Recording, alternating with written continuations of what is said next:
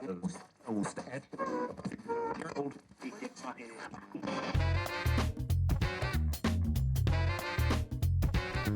you like roller coasters?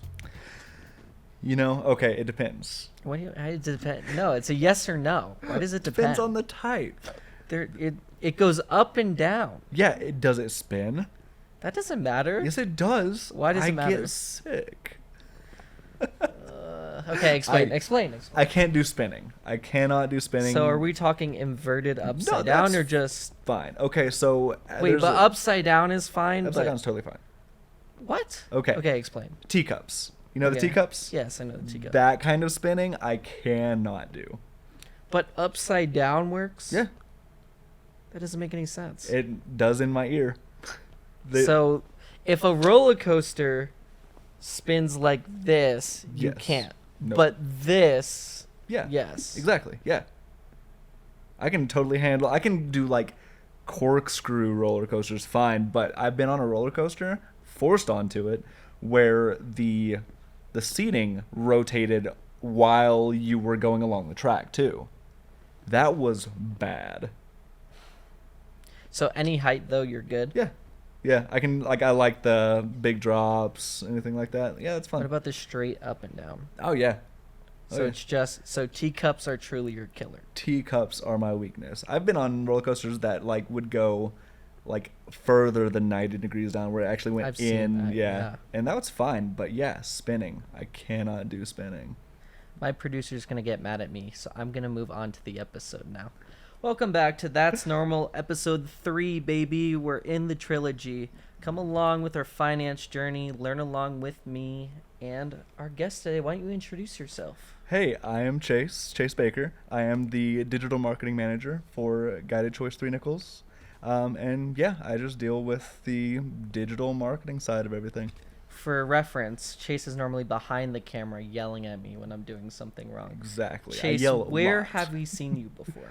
I am in Common Sense. I'm the host of that series that we do. It's a lot of fun. Get to talk to random strangers, bug people on the street. Yeah, so in case you guys don't know, Common Sense is a series where we basically go out in public and we ask people different questions about finance and kind of gauge their responses. And I'm going to let you guys know, we have secret lore behind Common Sense. And if you figure it out, I don't know, maybe we'll give away a sweatshirt or something. I don't know if we're allowed to say that. But if you figure out the lore, I am so impressed. You're going to need more episodes, but trust me. It's already established. We thought of it. It's amazing. It's the 3 Nickels cinematic universe, the 3 NCU. The Common Sense, we have specific lore. We're trying to figure out the rest, but it'll get there. And if you tell me the lore, I will be blown away. Anyways, back to the episode. So, tell us about, because you were, I think, the first one to kind of bring us the idea of Common Sense. What kind of made you think of it in the beginning, and what kind of made you want to do it? Kind of the development process in my head was after talking with our CEO about just ideas for promoting our app. Really, it was a lot of the fact that people don't want to talk about finance, and it makes it so hard for us to have an app and to promote an app that is about finance when people don't want to talk about it. Yeah. And I don't remember who said what, but somebody said we should just normalize talking about finance, and I was like, that's normal. That was the kind of what spawned all of this. And then I was like, okay, well then how do we get people to normalize it? And I was like, let's do it for them. Let's kind of almost force them into talking about it. And then once people see other people talking about it in public, then maybe they'll feel more comfortable doing it. And so that was my thought process with it. I mean, we know, if you guys have seen it, episode 1 is us. We cut it down. It's like, what, 4 minutes, 5 minutes? I don't remember how long episode 1 is. It was like that on the street where we were downtown asking no. And we knew going in, we were going to probably prove that point. I would have been happy if we were proved wrong and we went on the street and people were actually open.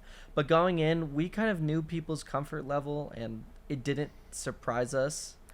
I mean, if you were up here, and I do sound, by the way, for these videos, so I would slowly start trailing back because I just felt so uncomfortable because you were so extroverted with this and I could not do this.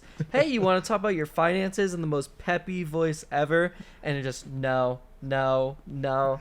And then there was this one like family, and I saw you walking up. I was like, I believe, I believe, I believe, and then just no, like get out. And I was just like, and it punches, man. Oh But yeah, I think it absolutely. proved the point. Yeah, and that was I like you said, we knew going in the first episode we weren't going to get anywhere, especially where we were downtown, people just walking on the sidewalk, especially with all the casinos down there. Like people coming out of casinos, they don't want to talk about their money. But we were hoping for maybe a few, but the idea behind it was people probably aren't going to want to talk to us, and I think they proved our point for us. We proved the point with the video, and it going into it, if you go into it expecting everybody to say no, then it definitely doesn't hurt your feelings it as was a much. fun filming day because Yeah. we knew going in. I mean, you had a really good attitude, and I'll give you credit for that because Thanks. you didn't let it affect you really. Yeah, and again, I went in expecting it, so I didn't. There were some people that were like funny with it. Their responses were, and you guys saw it. People were like, "Finances, there are none," and like they're being witty and funny, and so that helped a lot too. But it was definitely a good day. I mean, and then going into episode 2, we knew we kind of had to get people this time because we couldn't let the bit run Yeah. on longer. Yeah. But that didn't go that bad. We got people. We got some really interesting stories. Yeah, for sure, and it's up now. People can Yeah. watch it if they haven't seen it yet. I don't want to give away the video. yeah. That's good marketing, right? I'm supposed to lead them to the video and not tell them about the video in here Exactly. too much. You've been But listening. you should go watch it. You guys should go watch it because it's pretty good. But Yeah, it's great, and we had a good time. It's at the park, but the people there were really nice, and got some good responses. And then we just filmed a little bit, and where we got a lot of good responses. I won't spoil anything for that one, but I mean, everyone just has their own unique story. And how is it, from your perspective, kind of interacting with these people, especially the people that were actually willing to talk about their own situation? Like, one of the questions was, you're a saver, spender, and giver.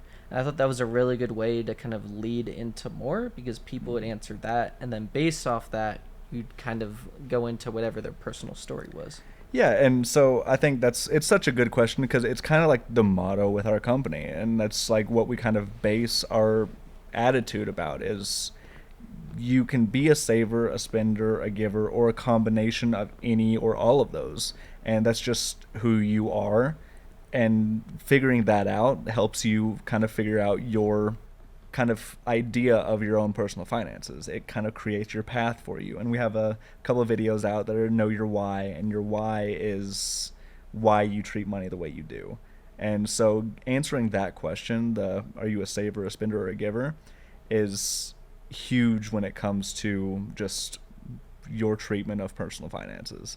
And so kind of gauging with that, like you can kind of lead people and create or like encourage them to narrate their own story. And I think that's the most interesting part of these videos that we do with strangers is getting people to tell their story, and everybody has one. Okay, I'm gonna kind of put the flashlight on you. Fun. What was your comfort level kind of going in, and just were you fine with talking to everyone? Were you nervous at all, and kind of did that change, or are you still like every week like, oh, this is definitely gonna take some energy out of me? I mean, I feel like I'm kind of a introvert extrovert, like right in the middle, where some days I am fully peppy and ready to go, and then like being in public kind of recharges my batteries, and then there are weeks where being in public completely drains me. I need to recharge at home with my wife, just us two. But luckily, our filming days have been those extroverted days, Yeah. and so it never really bothers me. Always trying to be aware of other people's comfort too, though, because like we were at the park, I didn't want to approach a bunch of people that are running the trail. I didn't want to interrupt their workouts, or Yeah. if they're having a picnic, I don't want to interrupt. You don't want to just be that. like, hey, Exactly. hey, can you be on camera for us right now? Drop what you're doing. We Yeah. don't care. We don't care. Exactly. I don't want to be invasive with it or anything. I want to find people that look like they would be okay with being approached. And so I'm always weary of that. But other than that, I just take it as it comes. So, in your life, to kind of jump segments a bit, have you had experiences? Where do you kind of stand on the philosophy of people's comfort level with finances, and should they be kind of talking about it?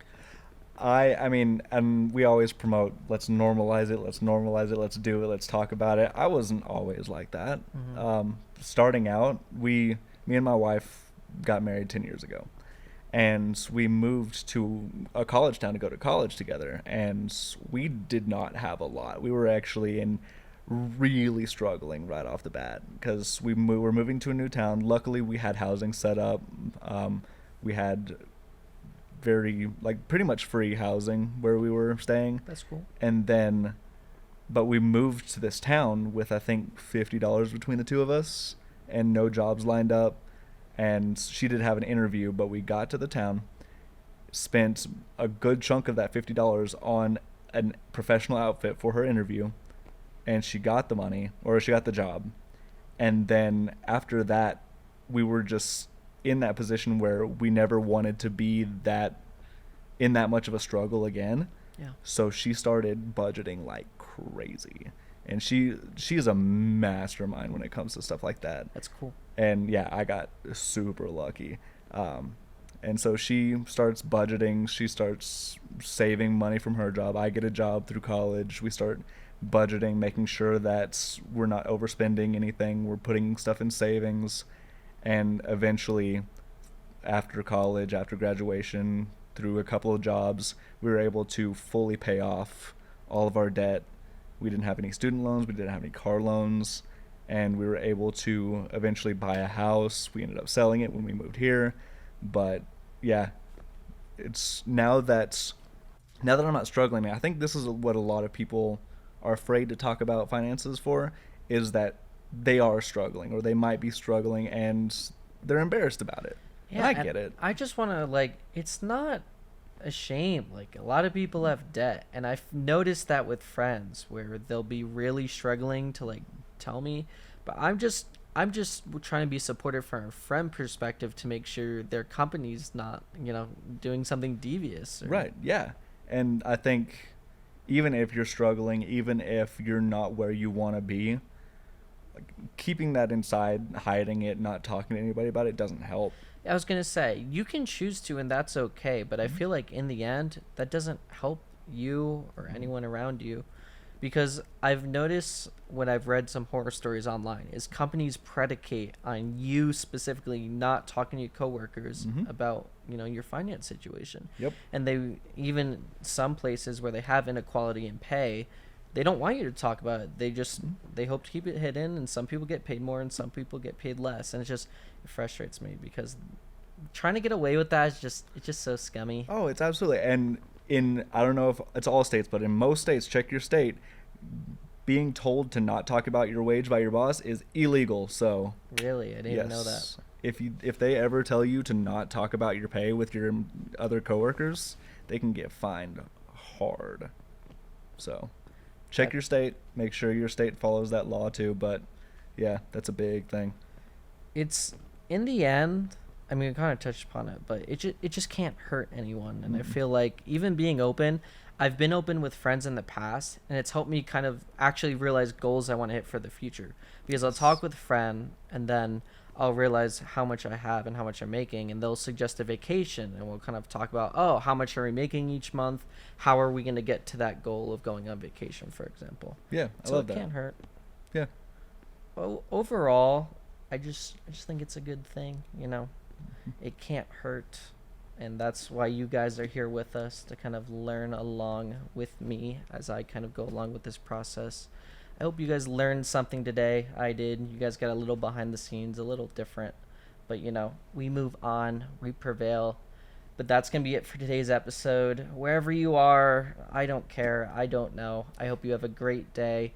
Thank you for watching That's Normal.